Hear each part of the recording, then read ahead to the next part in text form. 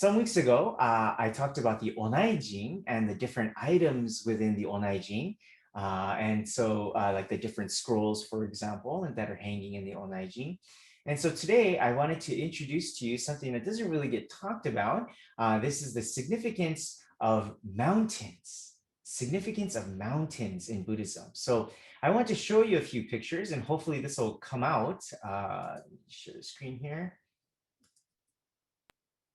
Can everybody see this? Is this coming through? Okay, great.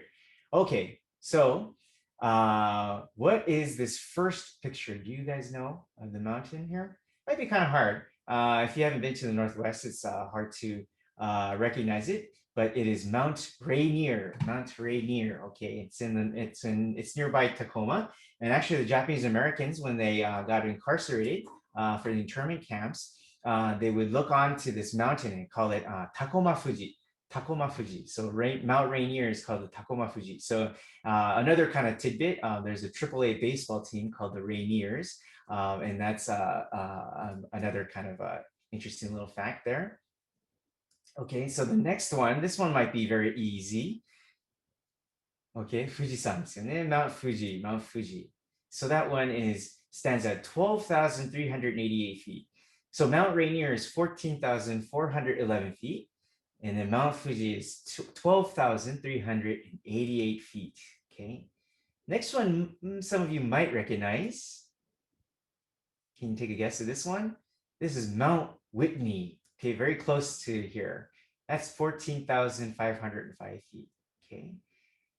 And then this last one, I want to show you. Or second to last. It's very big. Anybody can guess? This one is Mount Everest. Mount Everest, standing at 29,302 feet, a whopping 29,000, more than twice than the above ones. Okay, so it's a very, very big mountain. It's in Nepal right now. Not right now, but it's in Nepal, located in Nepal. So there are various mountains of the pictures that I just showed you, but these are all mountains, and they show the greatness or the grandness of the geography of these massive natural landmarks, huge landmarks, right?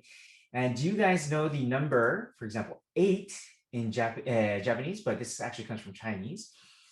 Okay, 8 は8ですよね. 8, 8. Okay, so that's in the shape of a mountain, right? It's written like that.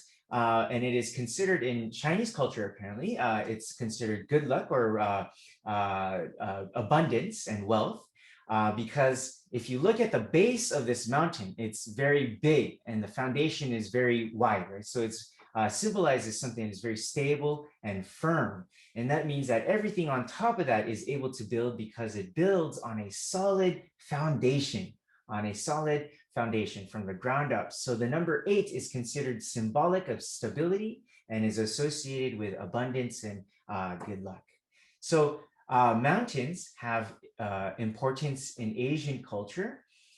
Continuing on let me close this just for a second here. So continuing on from Chinese culture, many Buddhist temples are what are called monasteries, where Buddhist monks practice in these monasteries. They live together. These temples would be named after the mountains that they were located on. Okay. For example, there is this mountain called Mount Lu, which is a temple in China. And it's very famous because it is said that Pure Land Buddhism, which we are a part of, right, got very popular from this place, from this location, from Mount Lu. So mountains are very significant in Chinese Buddhism. And that tradition of naming temples after the mountains then came over to Japan, that custom, right? So now in Japan, temples have names based on the mountains that they are on. For example, Mount Hiezan is associated with Tendai Buddhism, Tendai School of Buddhism. Can you guys name another one? Another famous one? You guys know Koyasan? Koyasan? Right, Koyasan. That's also Shingonshu, associated with Shingonshu, located on Mount Koya, right, in Japan. And next there is Ryukokuzan. Ryukokuzan. Do you guys know which one this one is associated with? Jodo Shinshu, okay, it's Nishi Honganji. So that it's if you might have heard of Ryukoku University, that is associated or they get that name from Ryukokuzan, which is another name for Nishi Honganji. So in Japan, a temple doesn't literally have to be on a mountain, right? But that tradition of naming a temple after a mountain kind of stuck, and that became a custom. So temples will now kind of make up a name of a mountain and then name that temple after that and give that name to the temple. So I just want to give you a real quick example. Ryukokuzan is actually not a real mountain. It's just named after the Nishi Hongaji. They made that name up because the family name of the head priest is Otani, which is associated with Ryukoku. Another example is my family temple, or on my mom's side, is called Shiunzang, which literally translates to purple cloud mountain. But there isn't literally a purple cloud or a purple cloud mountain, but it's just a name that is given to our temple and that my family temple. So that tradition of giving temple names based on a mountain became commonplace in Japan. So maybe in the future, Mount Whitney could be Whitneyzan, SACBC, or I don't know, Mount Rainier could be Rainierzan, Takoma Buddhist Temple, kind of like that, right? So I wanted to show you one more picture. Let's going back to the same one again. Going further down. Oh, that's Mount Lu, okay, of the Chinese Pure Land Buddhism that I was telling you about. And then I want to go further down here. Okay, so the reason why I'm talking about mountains is if you look at the Obutsudan and you look at the onaijin in that circle, that's supposed to be a symbol of a mountain. And that mountain is Mount Sumeru, or in Japanese it's called shumisen, or shumidan, okay, shumidan. So just to give you another kind of picture, that's the shumidan. So the other week I talked about the middle part of this, which was about the lions and the peonies. Oh, by the way, thank you to Karen Fuji for the beautiful botan or beautiful peonies flower. Mitsuko-san pointed out that this is actually a shakuyaku flower, which is in the peonies family, but it's actually technically not a botan, but a shakuyaku, okay? Yeah, so thank you very much, Karen, for that. And thank you, Mitsuko-san, for arranging that. But okay, so that's what I wanted to show you, the shumidan. So this platform or this stage, right, is where the statue of Amida Buddha stands on top of, okay? And this shumidan is supposed to depict the largest mountain in Buddhist cosmology called Mount Sumeru.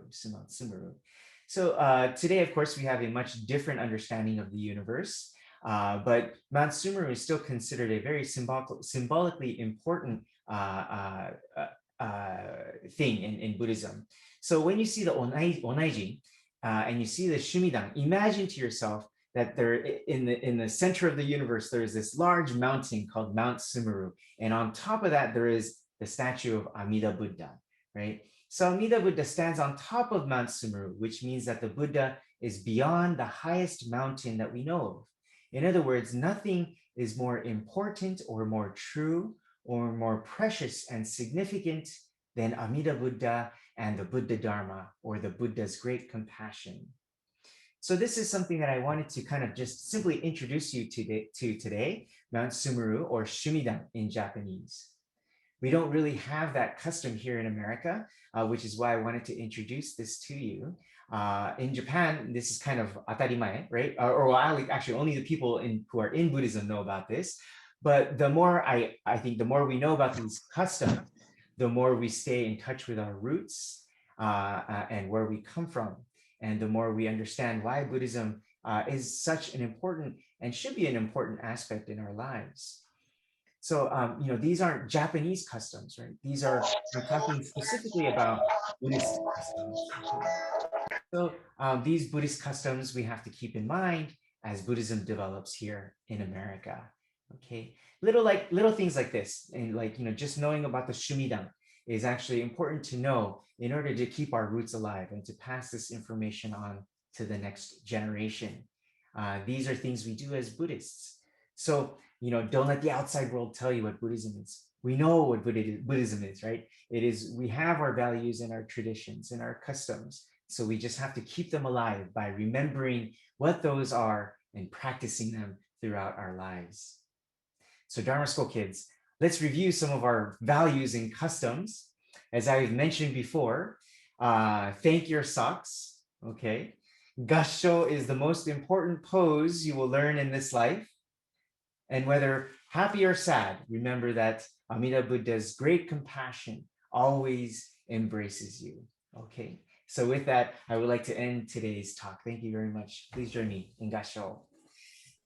Namo Amida Butsu. Namo Amida Butsu. Namo Amida Butsu. Naman Daus. Naman Daus. Naman Daus. Naman Daus.